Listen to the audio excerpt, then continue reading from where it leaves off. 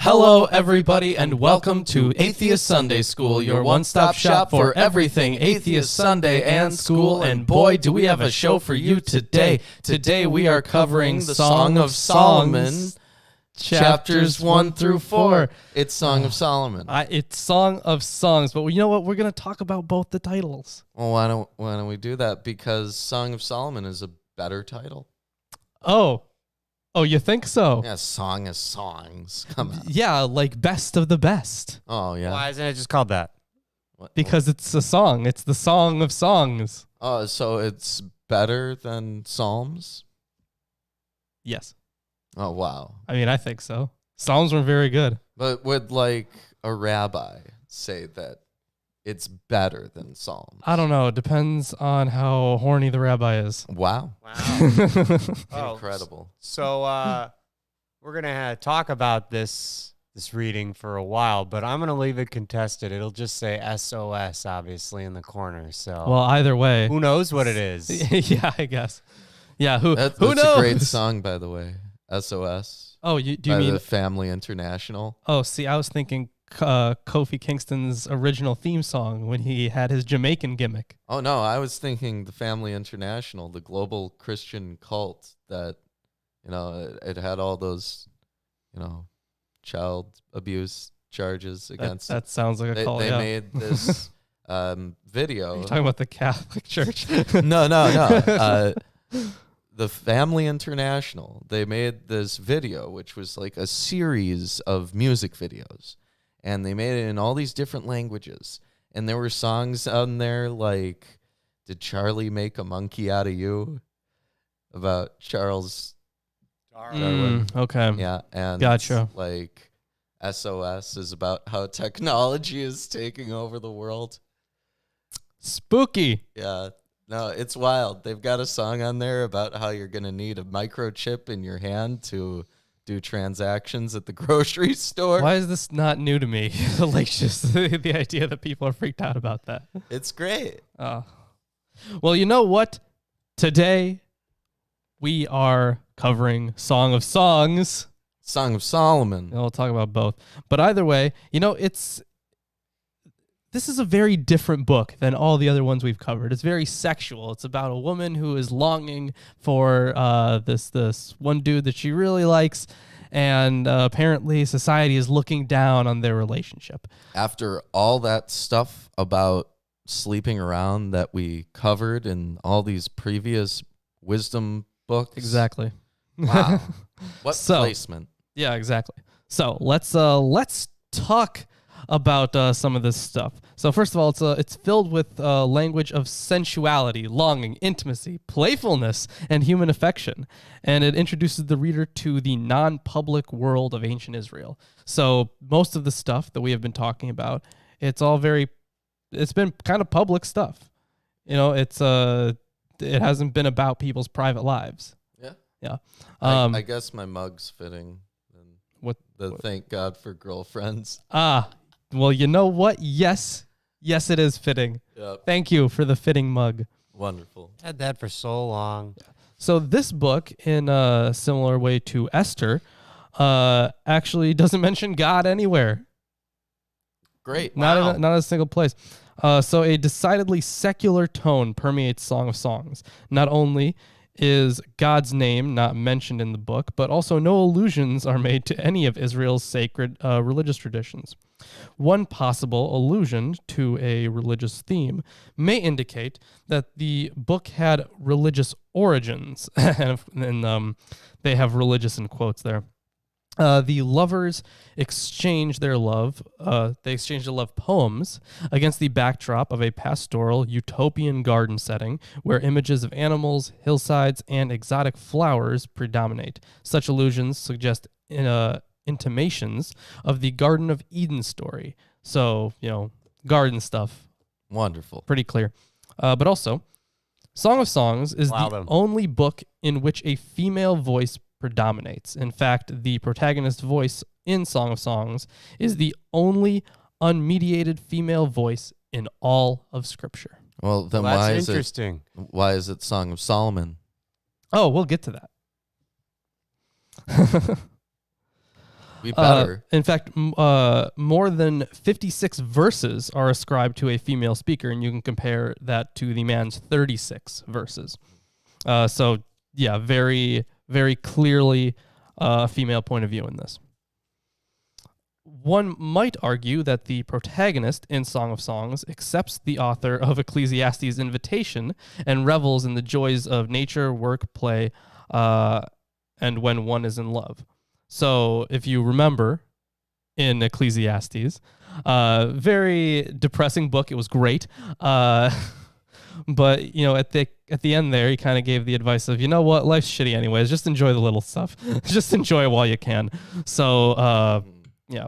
In its own way, Song of Songs mediates, among other things, on traditional thinking about female sexuality and a certain protagonist's life experience as a woman in love. Speaking in the first person, as does the protagonist in Ecclesiastes, the woman allows herself a few outbursts of impatience and effrontery, making it very clear that she is well aware that her own words and actions violate traditional teachings pertaining to womanhood and modesty. In the end, she is as impatient with traditional wisdom as her male counterpart in Ecclesiastes is scornful. But instead of expressing openly her contempt for and cynicism toward traditional wisdom, the speaker in Song of Songs takes the subtle approach, and it's not actually that subtle, and extols the erotic happiness she has found, despite all of its complications and limitations. So it sounds like a kind of modern story. There are a lot of them like that now. Yeah, definitely. And then, you know, we've been talking today so much already about, is it the Song of Songs or is it the Song of Solomon? Yeah. So for reference, because we'll probably hop into it in the future, so this book actually would have effectively 3 titles: Song of Songs, Song of Solomon, and Canticles. But Canticles is in the Vulgate. That's the Latin. Okay. Yeah. So Canticles maybe Catholic thing, maybe. Well, let's talk about it. So, on the surface, the allusion to King Solomon in the superscription of the book, that's in the first verse, rules out a female as the author of Song of Songs. But of course, as we have seen so many times, it's probably not Solomon. We got this with Proverbs as well. We know it wasn't Solomon, and these things are attributed to Solomon because of the wisdom tradition. That, you know, if you want to make something more authoritative, you can say it comes from Solomon himself. Right. Yeah. Similar, if you want to make an authoritative law, you can say it's the law of Moses. Is that why this is the word of God, so it's more authoritative and for no other reason? Interesting. Well, what do we know about the dating of the book? Oh, well, we will definitely get to that. Although it's honestly not really that much. There aren't really enough clues in there to get at a good answer for that. Well, it's shorter, and I imagine that makes it more difficult. It does, yes. Attributing the love poems to Solomon probably represents an attempt by the scribes to associate the work with the wisest and most notorious king in Israel's history, which is, pretty much another way of saying what I just said. But there's no way to actually determine the gender of the person who wrote it, although it is definitely from a female perspective. So it would be totally okay to just say this was written by an educated female in the ancient world. Mm-hmm. Probably very, decently high class. Right. Maybe upper middle class. There was a similar argument for Kohelet, too. Yeah. Right. The title of the book cleverly hints at, apparently in the Hebrew, it's a Sir Haserim, cleverly hints at the work's contents. Although its flat translation is better known among English-speaking audiences as the Song of Songs, that's the more literal translation, and the Song of Solomon, the title actually bears rich connotations ranging from the song comprised of songs to the most excellent of songs. Oh, the song comprised of songs. See, that's what I thought it kind of meant. So let's talk a little bit about the the lyrics themselves. Yeah. Their So content. like, is this like like a rhythmic rhyming prose? Is it like a poetic form, like in Psalms? It's not really that much of a story. But we can talk about some of the imagery here. All right. So to see Song of Songs merely as a collection of love poems that reclaims human sexuality and celebrates female sexuality, however, poems embodying gender balance and mutuality, is to fail to appreciate the deep and complicated emotions expressed in the book. The poetry of Song of Songs is the poetry of personal sentiment. Its vocabulary and expressions are obscure because they are the private language of intimates. Identifying the speaker is complicated so as to protect the privacy of the partners. In our culture, gospel music, Scottish hymns, anthems, rap music, all kinds of music, just to name a few, are all examples of oral literature that, while formulaic, ultimately originated out of very particular social contexts and represent unique forms of social commentary. The closest American musical parallel to the kind of material we find in Song of Songs may be the American blues tradition, because of its comparable, poignant interest in personal individual struggles, the joys and sorrows of love, and the confounding chasm that exists between domestic reality and domestic fantasy. In both musical traditions, the speaker speaks in the first-person singular voice, and the subject matter is deeply personal and gripping in intensity. So there's like a series of poems that are exchanged. Yes, although some of it could just be like imagined, like what would, this person I've been longing for say, something like that. Well, Fiction. It's fiction. Oh my God, there's fan fiction in this? You hate it, Lawrence. Well, this is the kind of thing where I wish we could read Hebrew, right? Because like if you have a series of poems that's exchanged, there's a lot that you can do there in terms of the structure, whether you keep to a similar structure or have like a progressive evolution of poetic structure over time. So that would be interesting to see. Unfortunately, we don't understand the Bible written in the original language. We do not, but that's something that is in the plans. Yep. Working on it slowly. So let's talk about a little bit about the context of this. So like I mentioned, it's hard to say when this was written. It does have some parallels to Egyptian love poetry, but that can just be attributed to the ancient Near Eastern context. We discussed the repeated mentions of the garden, which could be an allusion to the Garden of Eden, kind of like reclaiming it, because like stuff went bad in the Garden of Eden. So this is like, well, how about there's a garden where something good happens? It could also be like a performative set piece. Could be. So a less commented upon but equally suggestive parallel may be drawn between Song of Songs and Hosea 2. Both use the trope of aggressive female sexuality to comment ambivalently on the relationship between love and power on the one hand and the erotic and the divine on the other. In both texts, male figures threaten to imprison the women if they prove unchaste, and the women are beaten for pursuing the men they love. The woman in Song of Songs tells the woman's side of the drama. She is not depraved and incorrigible as in Hosea. Instead, she is a woman in love and in trouble. And then here's a possible context for the poem. Could have been that the origin was post-exilic, when the inhabitants of the tiny province of Judah were struggling to reestablish their identity. There are indications that canons of legal prescriptions were codified during this period to legitimate women's subjugation, and that aggressive measures were taken to restrict social intermingling and to monitor marriage affiliations, which, if you recall, Ezra and Nehemiah is pretty clear.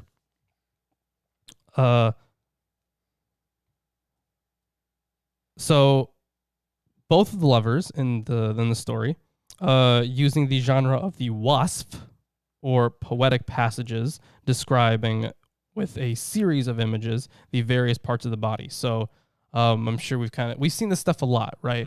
Where they would use euphemisms pretty much. Anthropomorphisms. Yeah. And apparently that's the Arabic term for description, wasfs. Yeah, there's that. So there have been a lot of different ways to interpret the book. Some people have viewed it as like a love letter for Israel, between God and Israel, something like that. That has been an interpretation. But today, more and more interpreters are willing to read the book as a collection or anthology of love lyrics that capture the joys and sufferings of intimate relationships and sensual love. The book chronicles one woman's journey to find fulfilling love with a man who, for reasons unknown to us, comes across as both enamored of her and forever elusive to her. Let's talk a little bit about the structure, too. Might have to talk about that. Yeah, let's talk about that. While the archaic grammatical and linguistic forms found in the book suggest that some version of the book dates back to the early period in Israel's history, lyrical compositions are notoriously difficult to date with any accuracy. Scholars have long noted the similarities between the mood and lyrics in Song of Songs and those of ancient Egyptian love poetry, dating from the period of the New Kingdom. Observing particular stylized features of Egyptian love songs associated with the Ramesside texts, Michael Fox posits that these ancient songs may have been composed for entertainment and were performed by professional singers at private banquets and public festivals.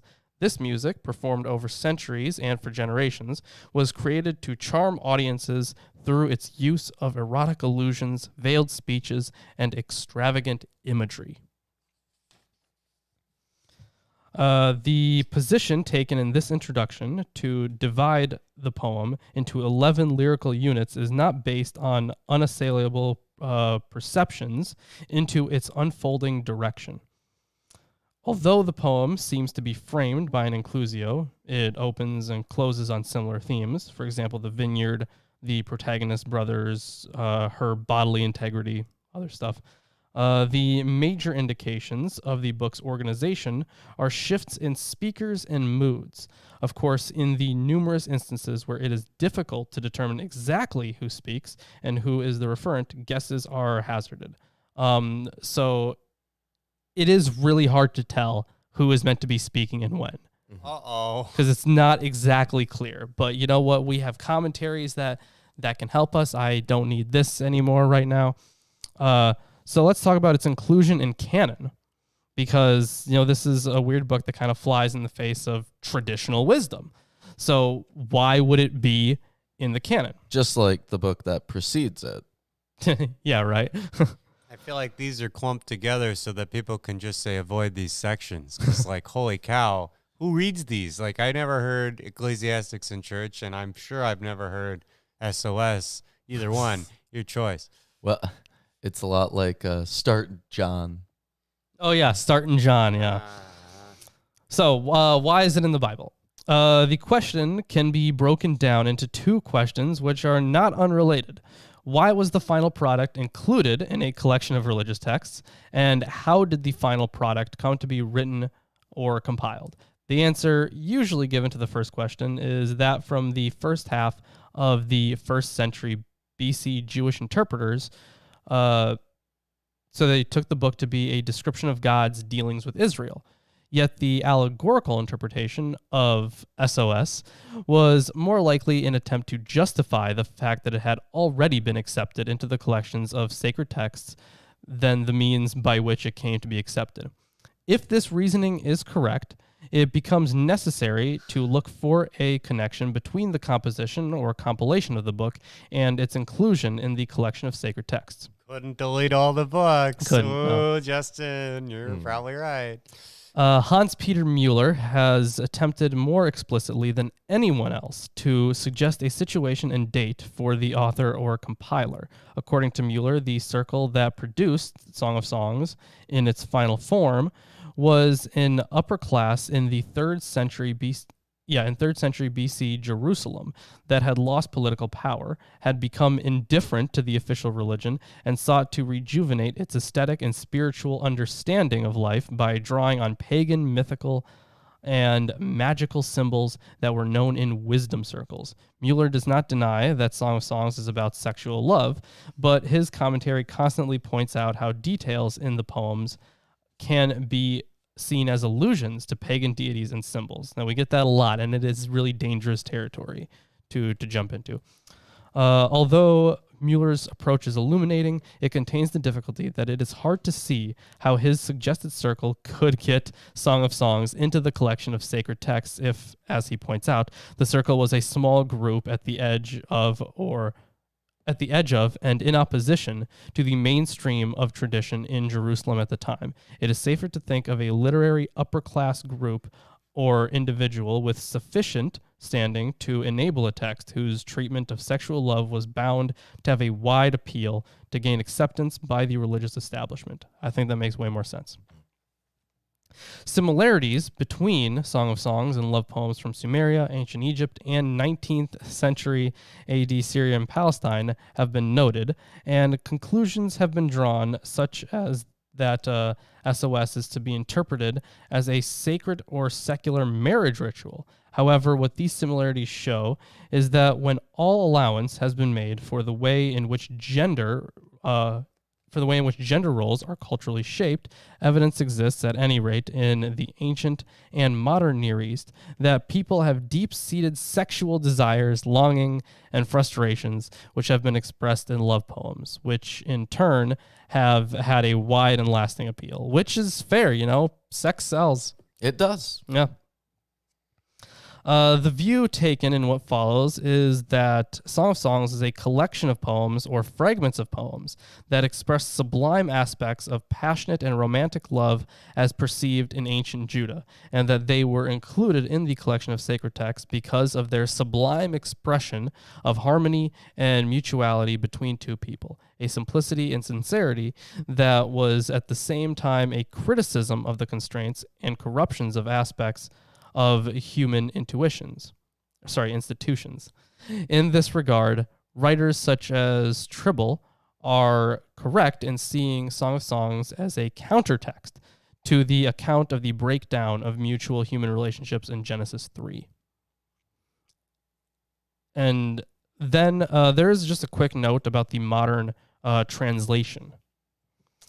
Readers who do not have access to Hebrew are disadvantaged. Damn. I told you. Yeah, when reading a Song of Songs, because in Hebrew it is clearer than in English whether a man is addressing a woman or vice versa. They have, So there's that. grammatical stuff built in for Great. genders. Wonderful. Well, you also have an introduction. I do, but that was a lot of stuff. I'm gonna take a drink for like 23 minutes. Yeah, I really did. Jeez. I'm gonna have some of this Mountain Dew. We're Sponsor not us. sponsored. Please, sponsor us. We'd love to get sponsored by Mountain Dew. That'd be great. Yep. Anything or anyone, as long as they're not totally terrible. Thanks. Anyways, I because- think the Freedom from Religion Foundation should sponsor us. not a bad idea. No. Yeah. So, anyways, here we are in the Song of Songs, or you know what? Mine is the Song of Solomon. And mine is the Song of Solomon. Yeah, whatever. Yeah, see, it's the correct title. Well, we'll get into it. So I do have an introduction because this is a new book. According to the most common interpretation, oh boy, okay, let's see what they have to say. The Song of Solomon is a collection of love poems between a man and a woman, celebrating the sexual relationship God intended for marriage. God established marriage, including the physical union of a husband and wife, and Israelite wisdom literature treasures this aspect of marriage as the appropriate expression of human sexuality. The Song of Solomon has also been understood as an illustration of the mutual love of Christ and his church. It's not that. No, not at all. No. That's a big logical leap. It is possible that Solomon is the author. No, it isn't. However, they're referencing, the first verse. However, this verse could mean that the song was dedicated to Solomon or was written about him, and therefore many scholars regard the book as anonymous, which is fair. We don't know the name of the person who wrote really most of the books of the Bible. Right. Well, let's hop into it. I have the King James Version of the Bible. I have the English Standard Version of the Bible. We also have the Robert Alter version of the Hebrew Bible, a translation with commentary. Yes, we do. And Eerdman's commentary on the Bible. Yeah. And we also have Holy Scriptures according to some Jews. And the New King James. Yeah. All right. So, Song of Solomon, chapter 1. The Song of Songs, which is Solomon's. Well, that was verse 1. So you could see how people think this is the Song of Solomon. Yeah. And Which is Solomon's. Solomon's. So there's a good bit of stuff we can cover already. So the ascription of the work to Solomon by means of a title is similar to the ascription of many psalms to David, and is probably the work of later editors who were involved in the later stages of putting the Bible into the form in which we have it.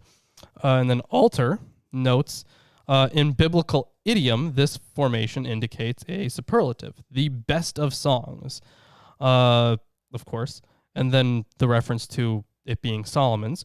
The attribution is strictly editorial, following a practice of attributing late biblical books to famous figures from earlier Israelite history. And of course, we have gotten that so many times, like especially with, the Psalms. Solomon. Yeah. Everything about Solomon. Pretty much, yeah. Yep. I assume that this verse is in the female voice in Hebrew. It does say she. Here it says, "Let him kiss me with the kisses of his mouth, for thy love is better than wine. Because of the savor of thy good ointments, thy name is as ointment poured forth. Therefore do the virgins love thee." Yeah, so that was already some not very clear stuff, huh? Yeah. Yeah. So where do you want to start even with that one? For fragrance, maybe? Yeah. Yeah, the Song of Songs revels in the pleasures of all five senses. This initial poem begins with taste and here moves on to smell. Touch is implied in verse 13, sight in verse 15, and later sound will enter as well. And then the poured oil reference. Well, like a lot of people would do oil in the hair and stuff. Sure. Yeah, the Hebrew modifier turak is problematic because grammar requires a masculine verb, but the form here is feminine. Some interpreters want to see the word as the name of a kind of oil, but it probably makes more sense to understand it as an image of poured oil emitting a pleasant scent, as the lover's good name projects in public an attractive sense of him. The Hebrew shows wordplay, which also appears in Proverbs between shemen, oil, and shem, name. All right. So there's a lot of intricacies already. Yeah. Draw me, we will run after thee. The king hath brought me into his chambers.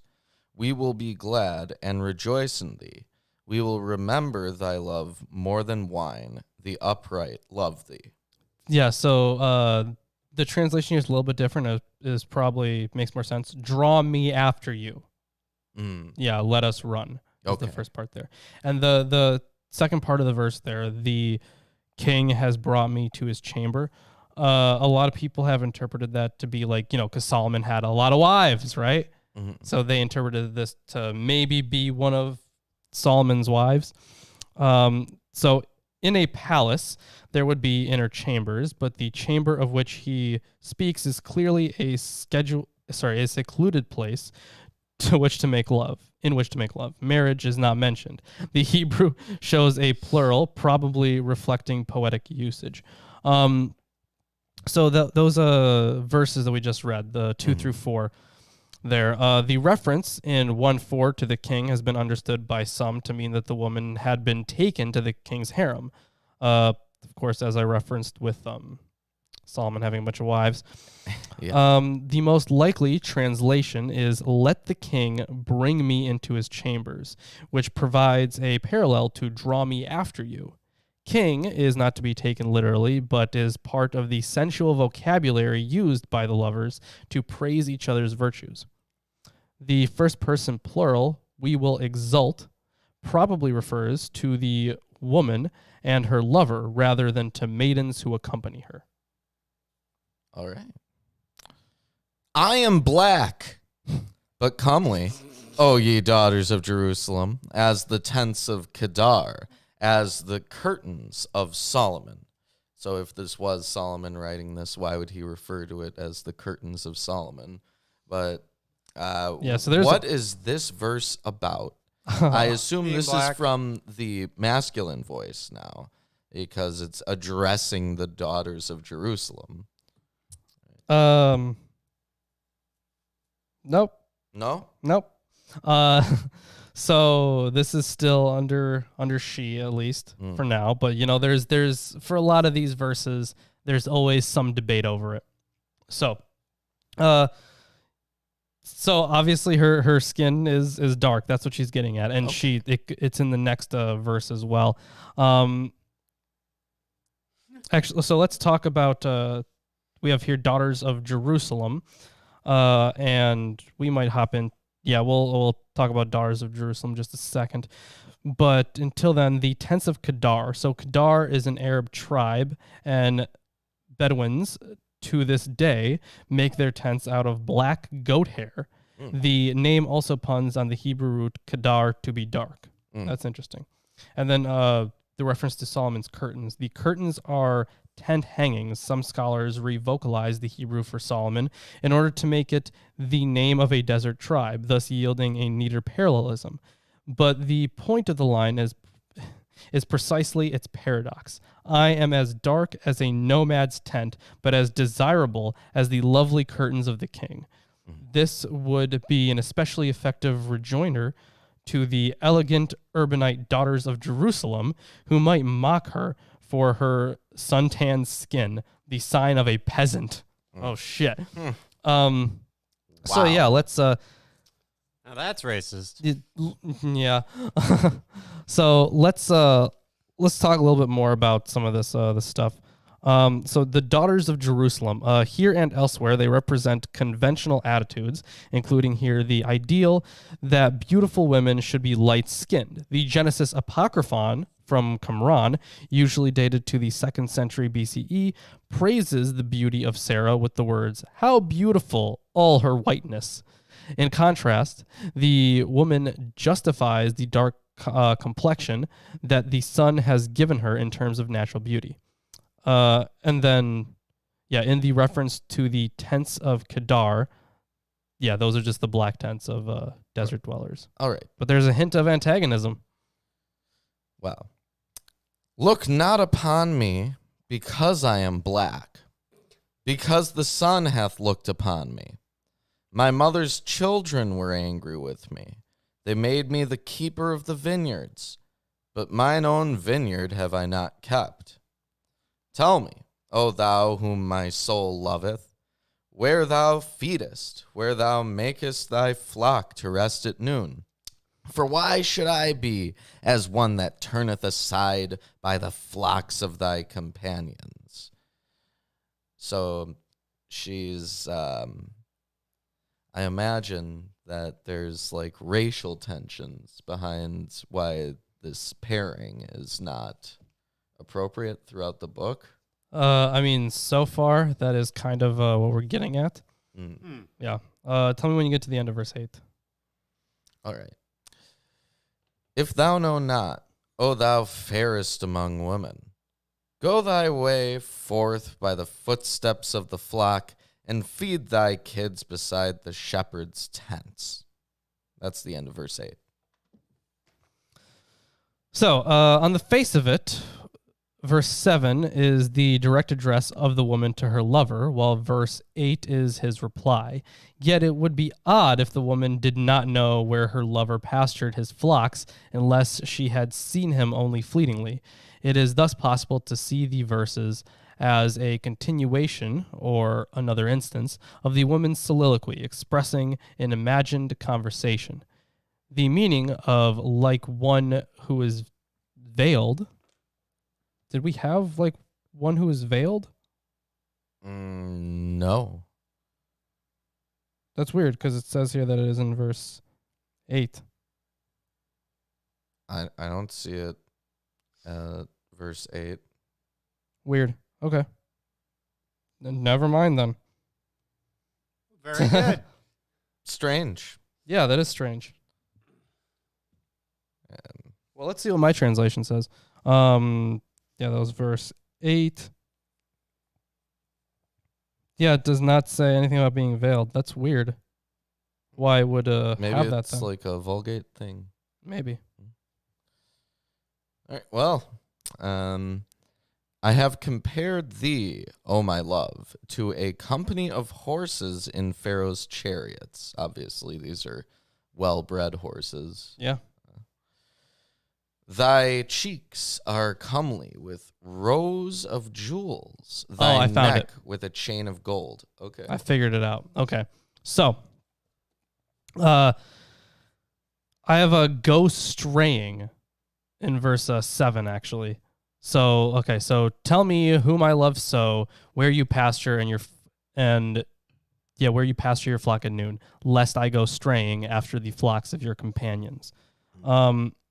So go straying here. The Hebrew otaya appears to mean cover up or wrap, a meaning that is problematic both because of the context and because the transitive verb would normally require a grammatical object. It is best construed as a reversal of consonants, whether by usage or scribal error, for to'ah, to wander or go astray.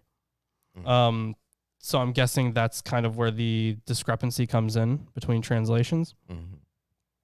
Yeah, because here it says, so the meaning of like one who is veiled, so that would be an alternate reading, is problematic, of course, and has been much discussed, especially in view of the NEB and the REB, that I may not be left picking lice. A solution favored by many and supported by the ancient versions is to read to'aya, meaning like one who wanders, for otaya, meaning veiled. If veiled is retained, it might indicate a disguise that could be mistaken for the attire of a prostitute, although it is not clear why the woman would need to be disguised or indeed to be veiled. So yeah, that's where the discrepancy comes in. Because they're racist. We will make thee borders of gold with studs of silver. While the king sitteth at his table, my spikenard sendeth forth the smell thereof. What verse is that? 12. You said my spike nerd? Spikenard. Spikenard, okay. Oh, you're spikenard. Okay, yeah, I have, while the king was on his couch, my nard gave off its scent. Yeah, let's talk about that. This is an appropriately sexy beginning to this richly sensual poem.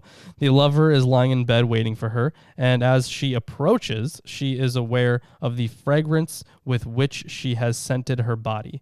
In the next line, it is the lover who metaphorically becomes the fragrance. Nard, or spikenard, was imported to the ancient Near East all the way from the Himalayas, where the plant was grown. So it's clearly a luxury item. Mm-hmm. A bundle of myrrh is my well-beloved unto me. He shall lie all night betwixt my breasts. My beloved is unto me as a cluster of camphor in the vineyards of En-Gedi. I assume this is a place famous for its vineyards. So I have the reading, a cluster of henna, my lover to me, in the vineyards of En-Gedi. So there is an ambiguity here between the metaphorical and the literal that is another characteristic of the poetry of this book. The lover is figuratively a cluster of henna pressed to the beloved's body, henna being an aromatic plant grown at the oasis of En-Gedi near the Dead Sea. At the same time, the wording leaves open the possibility that the two lovers are actually together at the oasis. So lots of really weird stuff, lots of imagery that we have to like slowly unpack just to understand. Yeah. Behold! Behold! Behold, really? Wow. Thou art fair, my love. Behold! Behold! Behold. Thou art fair. Thou hast dove's eyes. Behold! Behold! Behold. Thou art fair, my beloved. Yea, pleasant. Also, our bed is green. What? Out of nowhere. It's fruitful. Okay. That's fine. Wait, you said our bed is green? Yeah. Okay. That was kind of ridiculous. Yeah, our rafters evergreens. The beams of our house are cedar, and our rafters of fir. Is the last verse gotcha. of the chapter. Yeah, that was quite a lot there. All right, let's talk about this last little section. Yeah. For a bit here. So the NRSV, following the tradition of the AV, that's the authorized version, obscures the fact that the Hebrew word used by the man to describe the woman in verses 9 and 15, my love, in the NRSV, is different from that used in verses 13, 14, and 16 by the woman to describe the man, my beloved, in the NRSV. Other modern translations prefer darling or dearest for the former term. The Hebrew ra'yati has the sense of friend, as in English girl or boyfriend, and indicates an informal relationship. The word used by the woman, Hebrew dodi, has a strong sense, well conveyed by my beloved. Yeah, a lot of weird stuff to unpack. So there was the reference to the Egyptian mare. Yeah, so the woman is being likened to that. The man to a cluster of henna blossoms. In the former case, the rich adornments of the mare may be in mind, while henna blossoms indicate exotic luxury. And your eyes are doves. It doesn't have the word for like, so it's not a simile. Mm-hmm. It's just a straight up metaphor there. But it should be understood that eyes can mean glances. Mm-hmm. Yeah. And I imagine, so this arbet is green, so that's like, they're fruitful. Yeah. They will multiply. Yeah, they will. They're going to multiply like fucking rabbits. The beams of the house and the rafters is kind of like their household is strong. The Hebrew shows a plural houses, but as Yair Zakovich notes, there are other instances in biblical usage where when two nouns are joined in a construct form, a plural second term converts the first term to a plural. So weird, even though the sense is actually singular. Yeah, that's all it says about that. All right. So, well, that's the end of that chapter. Yeah, if you're enjoying the stream so far, give us a like, share it around, or a dislike. We don't really care. It helps either way, honestly. So thank you. But anyways, I'm going to hand this off to you for the next chapter. We are slowly making our way through this. There's a lot to cover. Yeah. You're going to see the amount of stuff that I have noted. You see that? Do you see that amount of stuff? Chapter 2 is like down here. Yeah. Yeah, you'll see it. So yeah, lots of stuff to cover. It's not even that it's actually that long. It's actually pretty short. Mm-hmm. But it's there's just so much to talk about because there's so much imagery. Mm-hmm. So anyways, chapter 2. I am a rose of Sharon, a lily of the valleys. Like a good many items of biblical flora, the identification of these two flowers remains uncertain. So it seems sensible to follow the traditional English equivalents here, which may be as good as any others. So, what was that altar? Yeah. What translation does he use? Rose of Sharon and Lily of the Valley. Great. And then this one is, at least according to this translation, it's the man speaking. Mm. As a lily among brambles, so is my love among the young women. So instead of brambles, altar has thorns. He said this particular poem unfolds through statement and response in a lover's dialogue. She announces herself as a flower. He goes her one better by answering that she is like a flower among thorns in comparison to other young women. She then responds by likening him to a fruit-bearing tree, with the contrast between the tree and flower neatly corresponding to the anatomical differences between the sexes. Uh-huh. So let's talk about that. Yeah. Shut up, you. As an apple tree among the trees of the forest. So this is apple in the NRSV. In the NEB, it's apricot. Okay. Eerdmans notes that it provides both shelter and fruit, that is, protection and sexual pleasure. Great. Isn't that what we all want? Yeah. So when you tell someone to fuck a tree, say they offer protection. it's and they're biblical. fruitful. Yeah, it's biblical. Blame the Bible. So yeah, as an apple tree among the trees of the forest, so is my beloved among the young men. Oh, so the traditional rendering of apple tree cannot be right, because apple trees were not cultivated in the ancient Near East. The term used here would nevertheless become the standard word for apple in later Hebrew. The blocks opt for apricot, which does make sense in regard to its succulence, but it remains conjectural. Quince, a harder fruit, has at least a metrical advantage. Quinces have been used in Greece and perhaps elsewhere in the Mediterranean for many centuries to perfume bed sheets, and that association might be in play in the Song of Songs. With great delight I sat in his shadow. Wow. And his fruit was sweet to my taste. So, of course, sat in his shadow. Continuing the tree metaphor. Yeah. But that's not, at least in modern usage, how when we say that when someone is in someone else's shadow, that's not a good thing. Right. Yeah. But it's continuing the tree metaphor. This fruit was sweet to my taste. Of course it was. That's great. He brought me to the banqueting house, and his banner over me was love. So, Egyptian love poetry, which many scholars think is an antecedent to the Song of Songs, often makes a banquet house a place for the lover's tryst. But since wine is metaphorically identified with sexual pleasure, and here instead of banquet hall it says house of wine, the house of wine might be metaphorical. That is the chamber or bower to which the lover has brought his beloved in order to make love to her. And for his banner over me is love. Several scholars have argued that the noun here, degel, reflects an Akkadian cognate that means to see, but there is scant evidence in the Hebrew Bible of the use of this word in this sense of sight.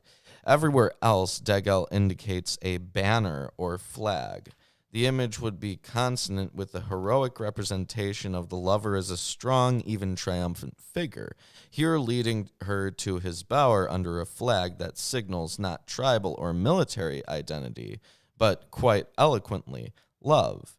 But yeah, if it is from the Akkadian root, then it would say, and his sight over me is love, or something like that. Yeah, although I could definitely see this being interpreted as like, if you take, the whole flag thing, that's how people would claim land as theirs. Mm-hmm. Maybe that's a more modern thing. I don't actually know. But like, if you put your flag there, aside from the possible sexual metaphor that could be involved. It's could be saying that his maybe protection of me, his Mhm. you know, and I'm going to use this term very loosely. Ownership of her is Well, back then it was literally ownership. well, yeah, but I'm still using it loosely because Mhm. yeah, it's not exactly described that way, Right. but like, under his guidance, I guess, his loving arm or some shit like that. Mhm. Yeah. Either way. Sustain me with raisins. Refresh me with apples, for I am sick with love.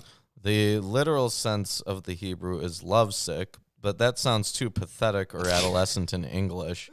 The King James Version, sick of love, sounds like a blunder, or at least has become that for 21st century usage. Alter uses, Yeah. I am in a swoon of love. Okay. Sick with love does make sense. Sick of love. I like that one more though. Yeah. I am sick of love. Fucking love. His left hand is under my head, and his right hand embraces me. The chronological steps of this poem need to be sorted out. First, in verse 4, she recalls a moment when her lover led her off to the house of wine. Now, however, she is away from him, weak with desire for him, and as we learn from verse 7, she is speaking to a group of young women in Jerusalem. This verse Haven't gotten there yet. Right, is either a flashback to the moment when he embraced her or a wish fulfillment fantasy of what she now desires. Well, I guess we'll see. So he, describing the sexual pleasure, the perhaps they're just getting into it. I adjure you, O daughters of Jerusalem, by the gazelles or the does of the field, that you not stir up or awaken love until it pleases. So the implication seems to be that they have somehow been pestering her with questions about her absent lover. Where is he? If he's as wonderful as you say, why aren't you together with him now?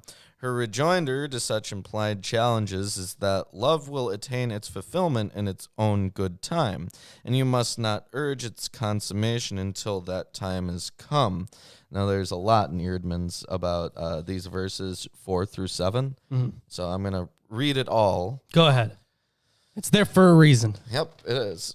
The rendering he brought me in 2:4, which accepts the medieval Hebrew following, is followed by all modern translations. However, a good case can be made for following the Septuagint, which implies the second person masculine plural imperative, bring me, which is also found in verse 5 in sustain me and refresh me.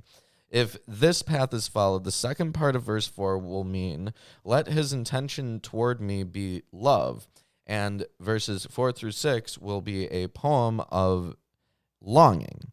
If the translation, he brought me, is preferred, it is best to connect verse 4 with verses 1 through 3. The identity of those addressed in the masculine plural, sustain, refresh, in verse 5, is a problem, but one eased by the fact that the daughters of Jerusalem are addressed in verse 7, using the masculine plural you rather than its feminine plural equivalent in Hebrew.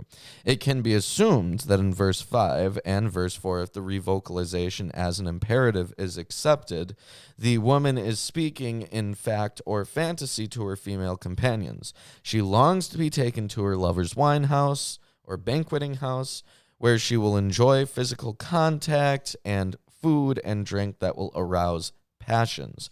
2:7 occurs elsewhere in Song of Solomon.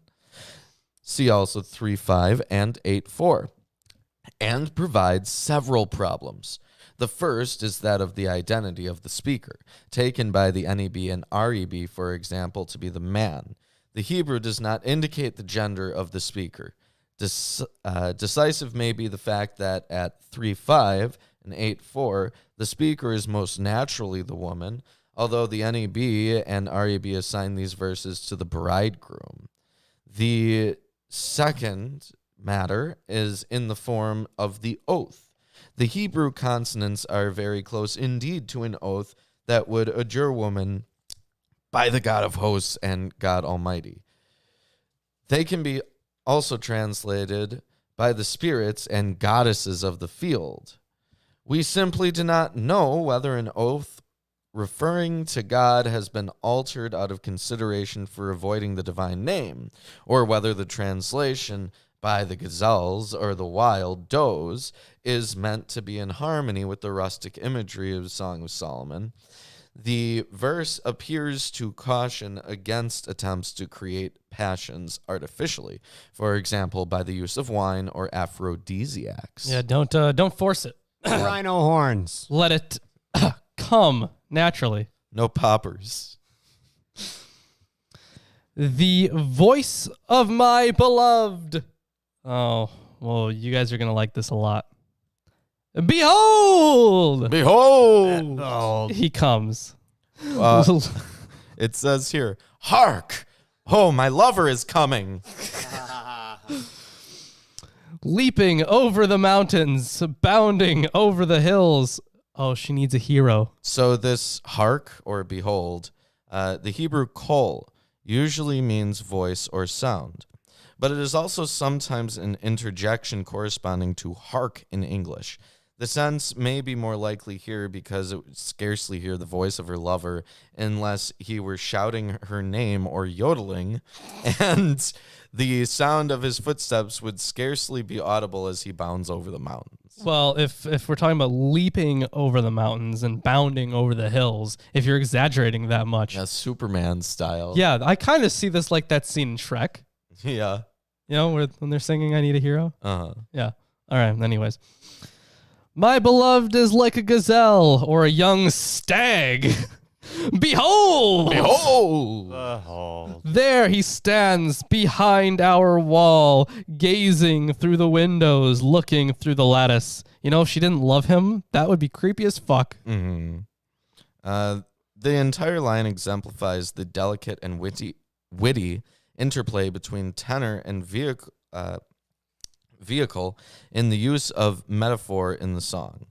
The scene can be read two ways. As metaphor, it invites us to imagine a deer that has come leaping down the hills and now stands outside the house, peering in through the windows, an occurrence quite familiar to many who live in American suburbs near Sure. wooded areas.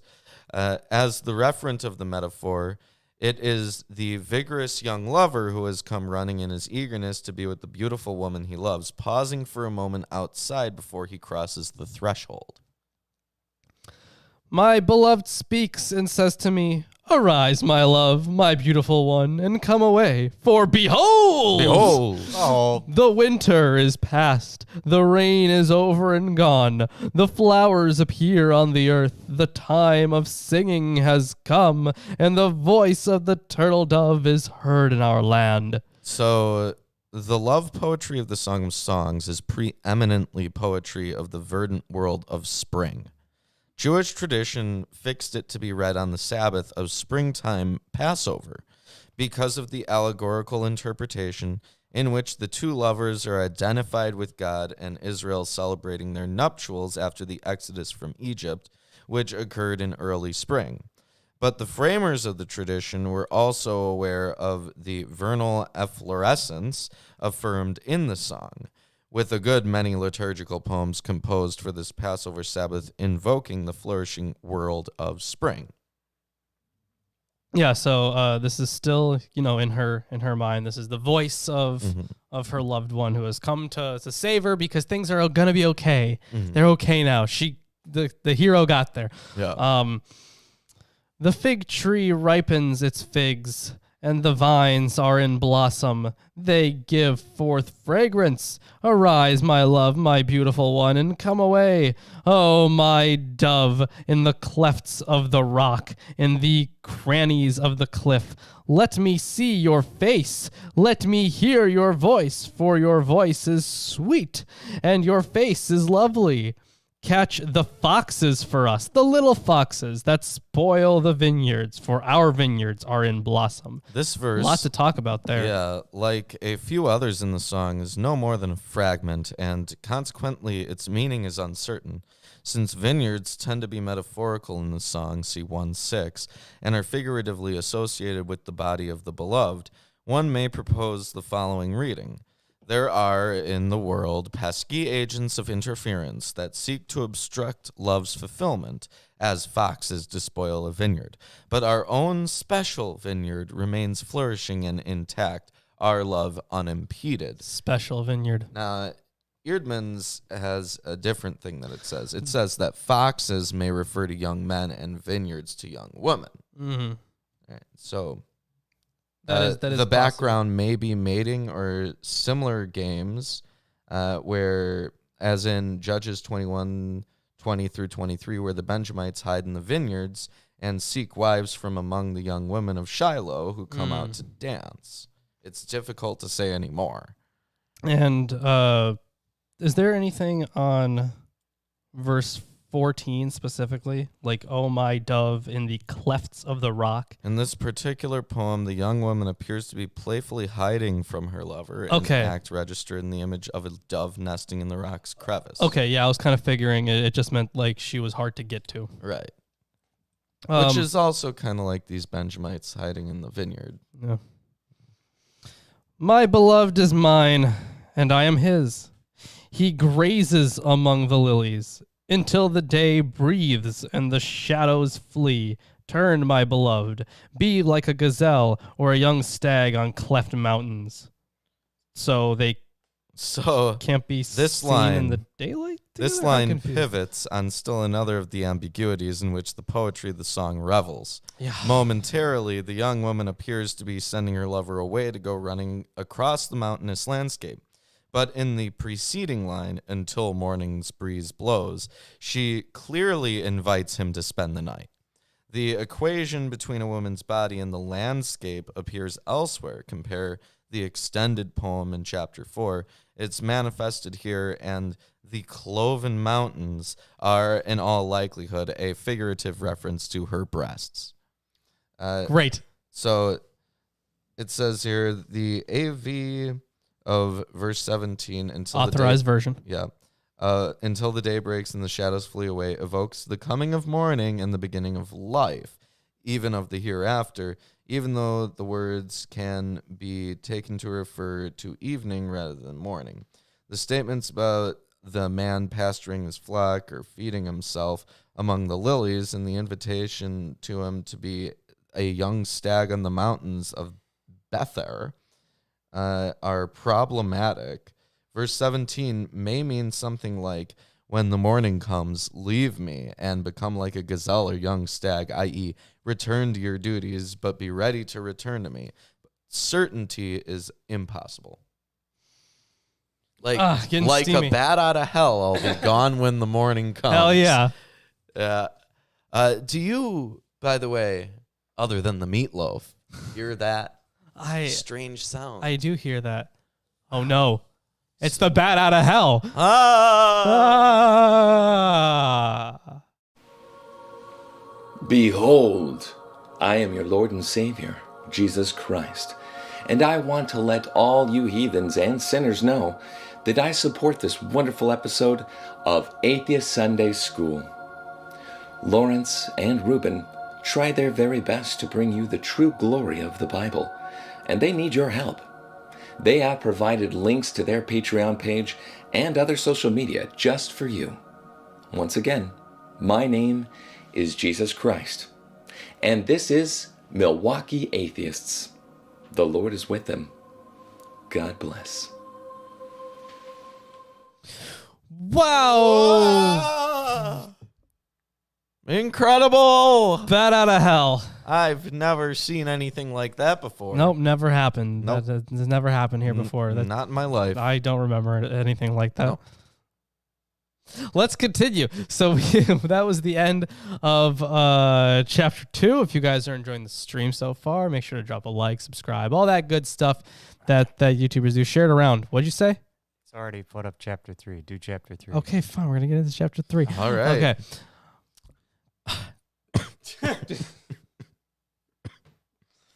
By night on my bed I sought him whom my soul loveth. I sought him but I found him not. Damn it. I will rise now and go about in the city, in the streets, and in the broad ways. Not Broadway. I will seek him whom my soul loveth. I sought him, but I found him not. That is such a shame. Continuing this bat out of hell thing. Yeah. He's gone. Let me rise and go round the town. This act, whether dreamed or real, is an expression of great daring on the part of the beloved, because it would be dangerous for a young woman to go wandering through the streets of the town in the dark of the night. And then it says, compare Ruth 3:13, where Boaz keeps Ruth from walking home at night. Mm-hmm. That was pretty much the only episode you weren't there. Yeah, that was the only, I think. Yeah, a very short book. There might have been one other. No, actually, I think you were sick when there was going to be one other. Yeah. And that was also the same day that Jim was supposed to be here in studio with us, but instead he missed his bus. Ugh. So really just everything went wrong. So we just said no to that episode. Yeah.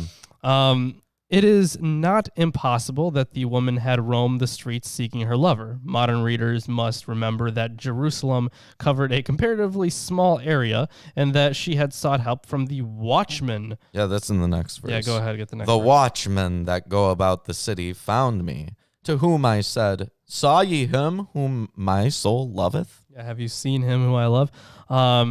So, yeah, help from the watchmen. Although the NRSV reads sentinels. Big difference there. Yeah. Hey, you know those offensively named teams from Washington, that sports game? Yeah. Yeah, they're going to be called the Sentinels probably. Okay. Oh, Just wonderful. thought that you should know that for some reason. Okay. We care about Sports. football, Yep. sports ball Sports so much. That's how I cared. You saw it. You heard it. So whether the search was realistic can be left as an open question. Sometimes yearnings for a particular person can be partly satisfied by action that we know from the outset will have little chance of success. Whether the woman did indeed find her lover and is now recalling the delicious hours that followed, or whether she is imagining that she did, is left open by the poem. It is noteworthy, however, that she brought him into her own domain, which perhaps argues for imagination rather than reality, given the likely conventions that regulated sexual contact between young people. It was but a little that I passed from them, but I found him whom my soul loveth. I held him and would not let him go until I had brought him into my mother's house and into the chamber of her that conceived me. Wait. So are they gonna fuck in the mother's bed?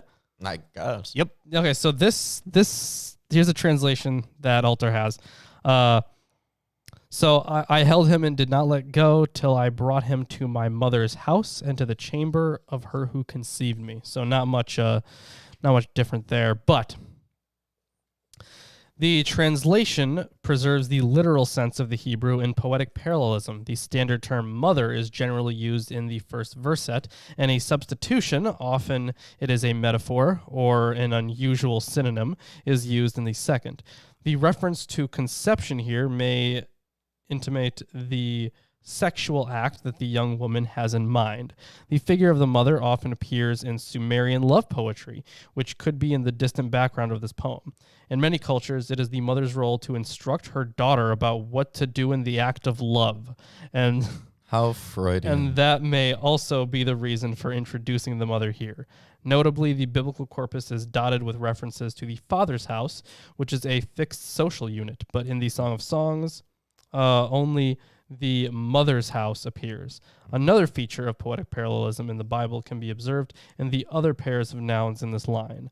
Quite often, when a spatial term appears in the first verset, the parallel term in the second is a smaller space or an object contained within the space demarcated by the first term. She leads him then to the house, and then, entering the house, to a chamber within it. This standard procedure of poetic parallelism here indicates a move into secluded intimacy. I charge you, O ye daughters of Jerusalem, I make you swear. by the rose and by the hinds of the field, that ye stir not up nor awake my love till he pleases. Yeah, and that was the thing we've already seen. Who is this that cometh out of the wilderness like pillars of smoke, perfumed with myrrh and frankincense, with all powders of the merchant? Behold, Behold! his bed, which is Solomon's. 80 valiant men are about it, of the valiant of Israel. Yeah, so a lot of stuff to unpack here. So instead of 80, it's just 60 is what it means. So Solomon's Bed, the subject of this poem appears to be quite different from the poetry about two pastoral lovers in a sylvan setting that constitutes the bulk of the Song of Songs. And then, the 60 warriors around it. This line, together with the next two, looks like a grand epic flourish describing the formidable array of guards around Solomon in his palace bedchamber. But Yair Zakovich proposes that the whole sequence is satiric, representing King Solomon quaking in his bed out of terror in the nights, in striking contrast to the young woman in the preceding poem, who does not hesitate to go out in the night, with no armed guard, in search of her lover. All right. That's hold in the hold next verse then. Yeah, they all hold swords, being expert in war. Every man hath his sword upon his thigh because of fear in the night. Yeah, there it is. King Solomon made himself a chariot of the wood of Lebanon. So a palanquin did King Solomon make from Lebanon wood. So the Hebrew term epirion appears only here and is borrowed from either the Greek or the Persian. Some construe it as a fixed royal structure, pavilion, but in rabbinic literature, which is only a few centuries removed from our text, it is understood as palanquin, or perhaps less grandly, sedan chair. A palanquin, as well as a pavilion, would be grandly furnished, and the fact that it has amudim, in some contexts, pillars, is not proof of architectural identity, because that word could also mean posts, as in this translation. Which is in this next verse. He made the pillars thereof of silver, the bottom thereof of gold, the covering of it of purple, the midst thereof being paved with love for the daughters of Jerusalem. Go forth, O ye daughters of Zion, and behold, Behold! King Solomon with the crown wherewith his mother crowned him in the day of his espousals and in the day of the gladness of his heart. That's the end of the chapter. Yeah, so here's a few things that we might want to talk about. So, for verses 6 through 11, did yours go up to verse 11? Yeah. Huh, interesting, because Altars ends here at verse 10. But it's exactly the same, so I guess the division is just different. So either way, some editors of the Hebrew text and commentators believe that the words, look, it is the litter of Solomon in 3:7 are a later gloss. If these words are removed and particular attention is paid to the Hebrew feminine forms translated coming in verse 6 and around it in verse 7, the passage can be taken as a description of the procession of a woman, perhaps a wedding procession of a woman, to her husband's house. However, this leaves unexplained why the woman's procession should be coming from the wilderness in verse 6. And why the daughters of Zion should be invited to observe Solomon, unless verse 11 is a separate fragment. If the text is taken as we have it, it is best understood as a soliloquy on the part of the woman, as she imagines her lover coming to meet her. Man, my throat is dry. Drink something. You know what? I will after I finish this section. It's a long section. Yeah, isn't it? Whereas the poem of 2:8 through 14 pictures him as a gazelle or young stag coming from the hill country, the present poem accords him imaginary royal status with the corresponding pomp and magnificence. On this reading, the feminine form of coming in 3:6 can be taken as a neuter. So in the NRSV, what is that coming? And the feminine it or around it in verse 7 refers to the litter or bed of verse 7, which is feminine in Hebrew. Mhm. So there are a few things on these last couple verses. So in verse 9, the Hebrew word apirion, the palanquin, is a covered litter. Probably means some kind of carriage carried by human bearers.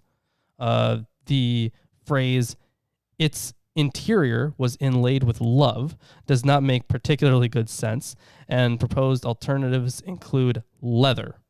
That's fun. Or ebony. Yeah, there's that. Cool. But anyways, that is the end of chapter 3. Yeah, now it's time for chapter 4. If you're enjoying the stream so far, give us a like, comment, subscribe, share it with your friends, family, neighbors, countrymen. Yeah, definitely share it around. There's so much imagery and weird stuff in this book. Don't you want other people to know about this imagery and weird stuff? Yeah. Don't you? Don't you wish that they knew? Yeah. Anyways, how about we hop into chapter 4, the last chapter of the day, so my throat can rest. Now, I need to talk Yep. to you, and you have to respond to all my questions for 3 hours after this. I do not. You can go fuck you yourself. You gotta. All right, anyways. Chapter 4. Yep. Behold! Oh, You are beautiful, my love. Behold! Behold! You are beautiful. Your eyes are doves. Behind your veil. What? Through the screen of your tresses. The Ah. Hebrew says merely through your tresses, but the screen of essentially implied has been added for poetic legibility. A long interpretive tradition going back to the Septuagint and embraced by some modern scholars understands that the noun sama means veil. The blocks make a compelling philological argument against this construction on 3 grounds.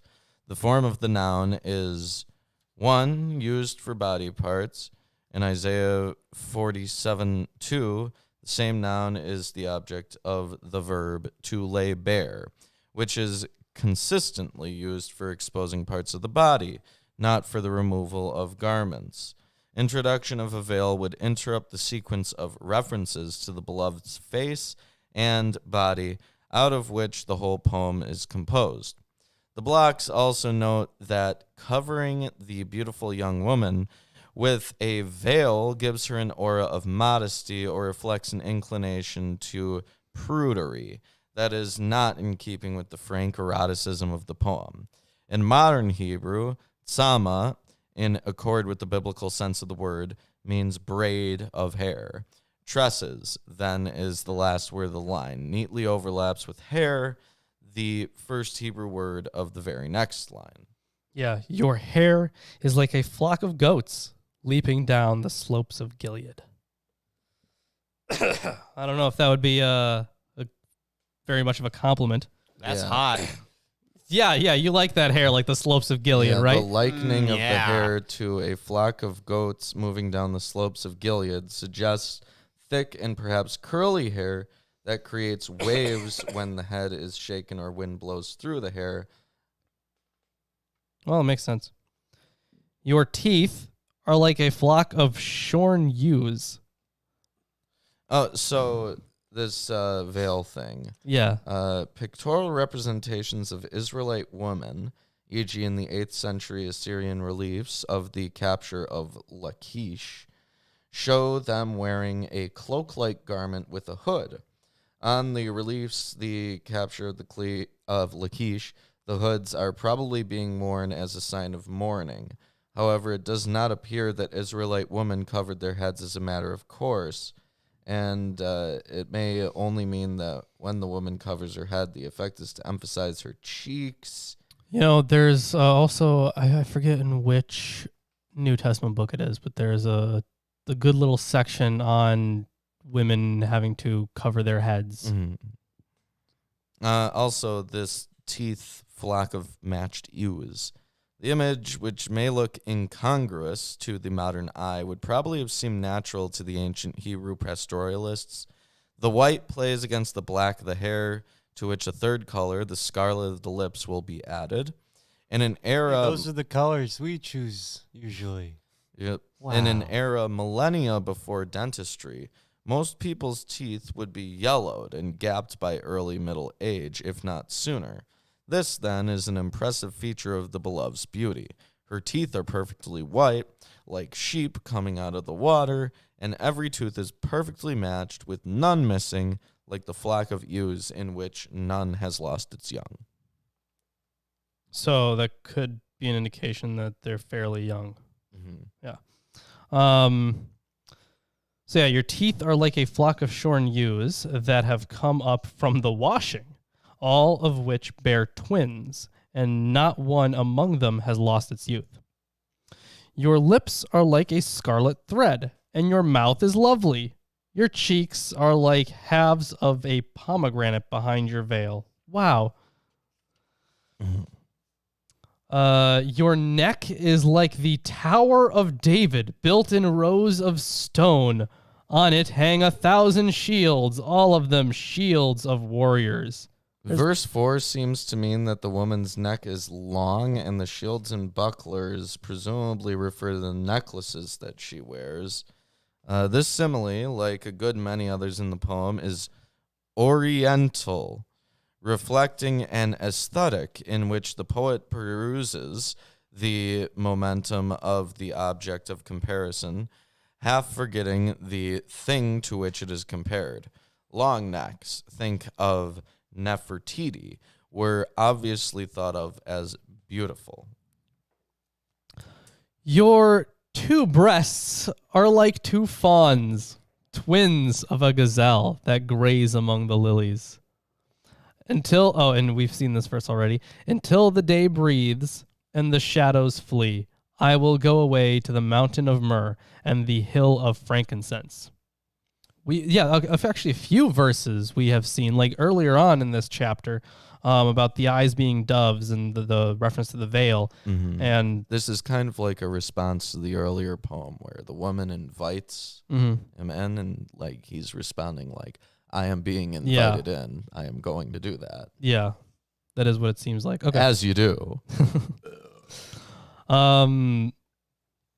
Anyways, you are altogether beautiful, my love. There is no flaw in you.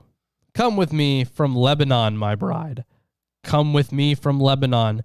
Depart from the peak of Amana, from the peak of Senir and Hermon, from the dens of lions, from the mountains of leopards. Why Lebanon? It is, of course, a place of deep forests and natural fragrances. It is and trees, too. Yeah. It is also far away to the north and wild, a locus of adventure and perhaps danger, as the introduction of lions and leopards at the end of this verse may suggest. The wild setting for the lovers makes a piquant contrast to the enclosed garden in the second part of the poem. You have captivated my heart, my sister, my bride.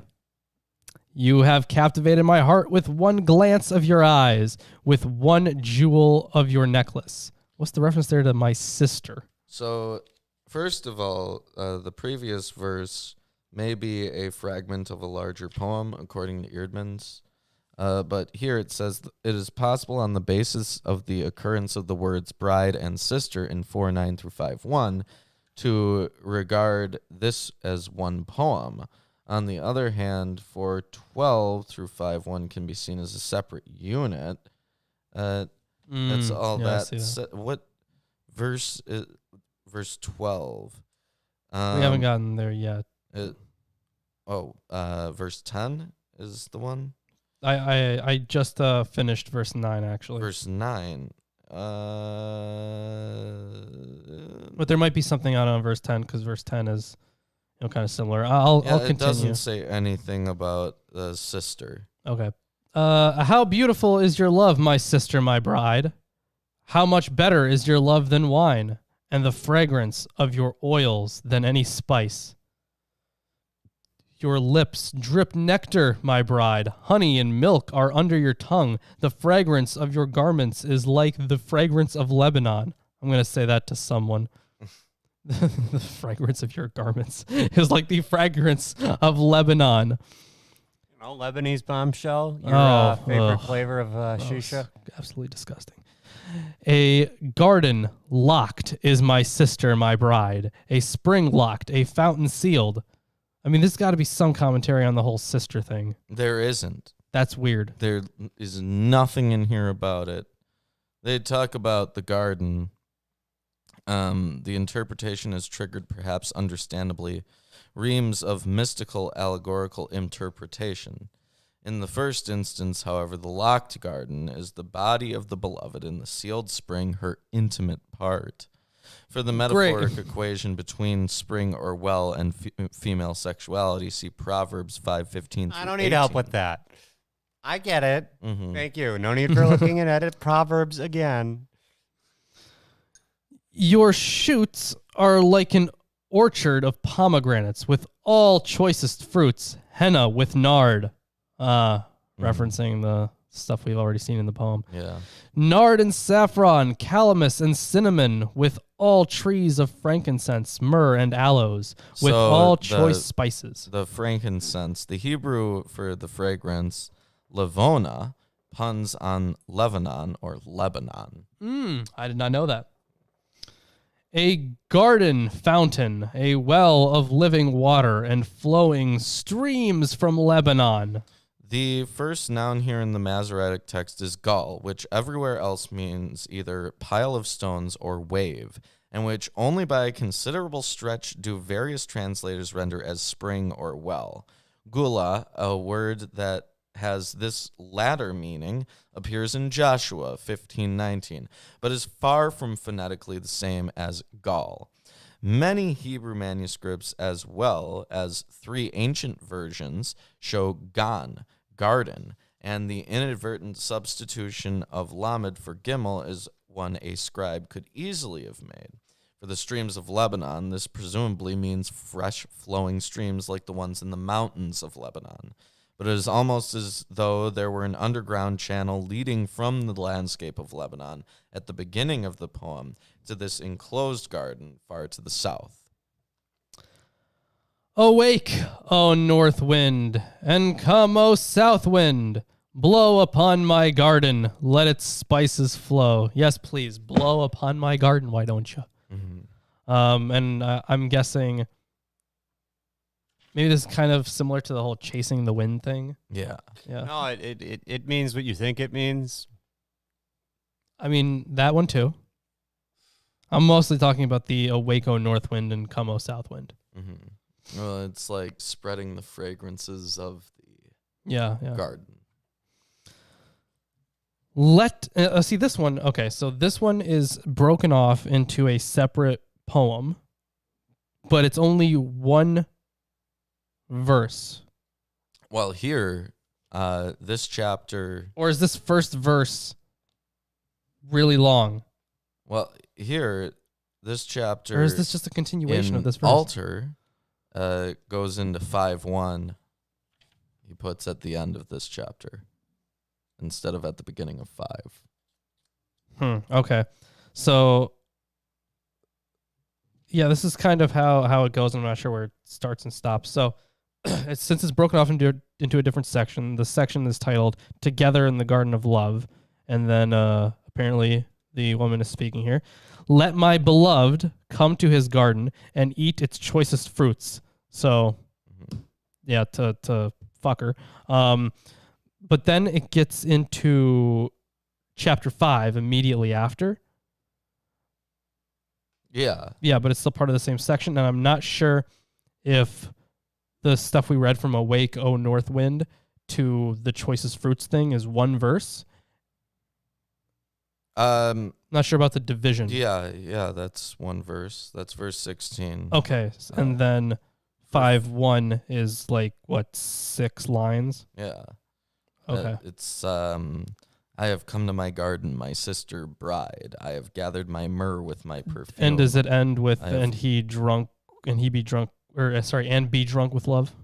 Something like that? Yeah, so it says, despite the chapter break, the first verse of chapter 5 is clearly the conclusion of this poem. Okay, that makes sense. But anyways, I guess we're going to get to the conclusion of that poem next week. Wow, aren't you all excited to hear the conclusion of this love poem? Because there's no possible way you could ever read the Bible on your own. Don't look ahead. Wait, we'll get there. So, Song of Solomon. Yeah. Very interesting. And no spoilers either, you know. It's not like we've had 2,000 years to get this done or whatever. It's really, that's the only word you can put on this book, is it's interesting. There's a lot of sexual metaphors, obviously, a lot of innuendos, and it also has a kind of interesting like textual history as well. Maybe not even textual history, but just translating it is just hard in some cases. The story isn't very interesting. It's the situation is interesting. Yeah. So it's interesting. Either way, let's see, what do we got going on? Well, if you're interested in more stuff, here it is. Yeah. So we have a Amazon wish list. Yep. And there is a link to that in the description if you want to get more books for this table, if you want to help out the show, if you want to get us books for other longer projects we are working on. We also have a $666 donation drive going on right now. Once we reach it, we're going to get an e-meter to read our thetan levels. We're going to take on Scientology. Yeah, we are gonna see who's the clearest, gonna take it apart, see how it works, gonna try to mess with it a little bit, but Vol here requires your sacrifices, your tithes, as you can see. Yep. We also have a Teespring and Patreon. For $1 you can get all of our video scripts. For $5 you can get all of our physical self-published books as well. For $10, you can get entered into a t-shirt giveaway that happens every month where we spin the wheel on this show. Yes, we do. And if you want to get those t-shirts separately, you can check out our Teespring. And for $50 a month, you can be on this show. Yeah. Or any of our shows. Our live shows. Once a month. Yeah. So, who would recommend this? Landon. Landon's a genius, so you should listen to Landon. Landon would recommend this, and he's one of our patrons. Yes, he is. Who's on this show occasionally. Yeah, once a month, you could say. Month? Yeah. So, either way, what else we got going on? We have a Facebook and Twitter. Free to follow us there. Yep. Yeah, we already shelled out the wish list and the Patreon and the Teespring, and I think that's everything, right? Just about. Yeah.